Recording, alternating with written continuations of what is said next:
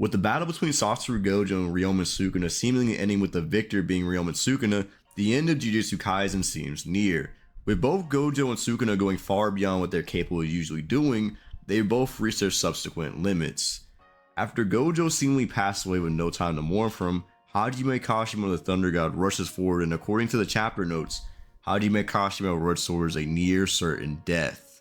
This begs the question, does Kashimo even stand a chance against the King of Curses, even now when he's at his lowest, or is this the last chance to defeat the King of Curses? Hajime Kashimo was a sorcerer who enjoys fighting and seeking out the strongest opponents. Dating back to when Kashimo lived in the past, he defeated and killed numerous characters who were considered boring, even resorting to wanting to fight Kenjaku, who at the time was not fit to fight in his current condition. When asked who was the strongest sorcerer he knows, Kenjaku simply responds by saying Ryomen Sukuna, and that he can't change his mind about it, with Kashimo saying that's fine and that he'll listen to Kenjaku's proposal for him to become a cursed object.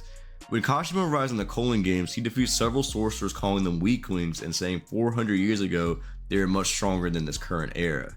Keep in mind, they consider Kashimo to be the strongest player based on the amount of points he has, and that they should let Hikari take them on. Kenji Hikari, mind you, who's stated by Yuta to be far stronger than him when he's on a roll.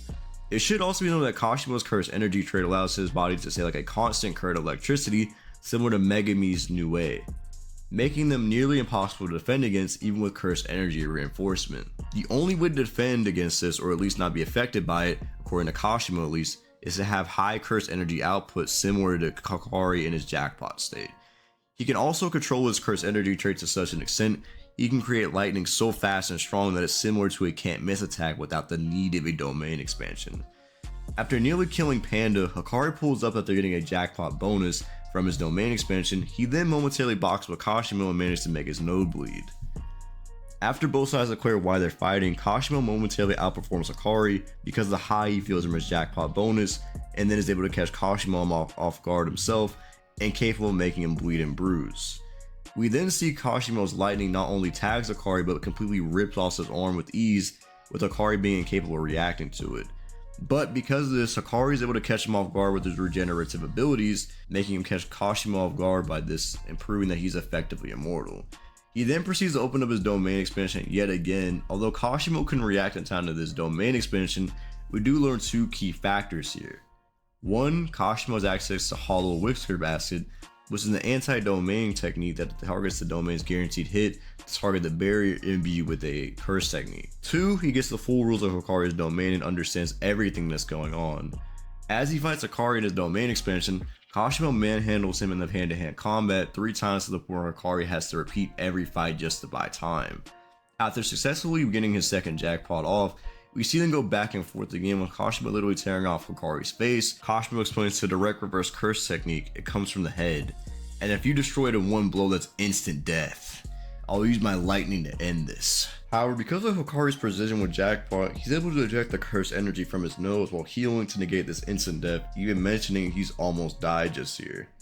Hikari then proceeds to get even faster and then says he's unkillable so he doesn't need to worry about the damage, and Kashimo then destroys Hikari's stomach, leaving him to die. But because of Hikari's luck ability, he's able to make a comeback from this and eventually beat Kashimo at the end, but notes that this doesn't feel like a victory. Because of the fact Kashimo only used cursed energy trait and not his curse technique to win, he feels as though he was holding back on him. But Kashimo saying he can only use this curse technique once and I want to use it on Sukuna. So, base Kashimo in terms of raw physical stats should skill somewhere close if not above Jackpot Hikari, since he was effortlessly dominating Hikari and even nearly killing him 5 times in this brief encounter. While Gojo vs Sukuna is happening, Kashimo thinks if Gojo were to die after the second domain clash, that he could jump in and at least put up a fight against Sukuna. Keep in mind, this is after he sees Sukuna open an impossible barrierless domain that's considered to be on another level compared to anything in terms of refinement. We then learn of Kashimo's curse technique that allows him to turn his flesh and curse energy into phenomena. By doing this, his body becomes much faster and stronger, going beyond his human limits and even creating attacks that vaporize a target. But because of his weak vessel, he'll die after the completion of his curse technique, so not only should his stats be on another level, but his can't miss lightning attacks and curse technique abilities seem to be on the next level as well. Seem to be on the next level even amongst his special grade sorcerers. But even with these abilities, he still can't take down Sukuna, with him reacting and blocking several of these attacks and really mocking him for it. To the point where Kashimo questions if Sukuna was born the strongest or did he simply become the strongest, wanting to know more about him and what it means to truly be strong. Even in the encounter in 238, Kashimo can't handle Sukuna and even considers him merely perfect and wonders why. Why can Sukuna continue living despite the same problems Satoru Gojo and I experience? But I will touch upon this later, as this explains not only why he lost, but could never understand Sukuna, and if Gojo could ever understand Sukuna himself. With Kashimo's arsenal out of the way, let's talk about Ryomen Sukuna. The King of Curses in the latest chapter seemingly revives himself in his hay and air body to fully revitalize himself. Now, this is only speculation on my part, but he should either be at full power that Maguna was shown to have, or higher than that. Because of the strength of the fingers, there's never been any indication that him showing his true form was his true power, and if anything, all Sukuna said was that wearing this face is much better for fighting modern sorcerers. Shrugging it off is not a big deal, but like I said, this is merely speculation, but the way he words it doesn't imply it's like a power thing and more so just like a appearance thing. But the Sukuna who fought Gojo should be equal, if not slightly below Gojo in terms of stats, since for the majority of the fight he was losing and needed help from both Mahoraga and Agito to defend. When he fought Satoru Gojo, Sukuna was on a losing end for the majority of the fight, but the only edge he had was in the initial domain clashes and when Mahoraga caught Gojo off guard. However, after nearly dying from the Hollow Purple, Sukuna lost Mahoraga's ability to adapt to anything and Agito leaving the 10 Shadows curse technique to be relatively useless. But because of Mahoraga's ability to adapt to infinity, Sukuna was able to mimic and is now able to cut through space itself even while he's near death. This is the only way, and this is how he defeated Satoru Gojo, killing him subsequently and leaving him to die. After Kashimo pulls up to fight Ryomen Sukuna, he begins a question about what it truly means to be the strongest and if it only means solitude forever. Sukuna responds by telling him this fight will answer that question for him and he needs to stop being greedy.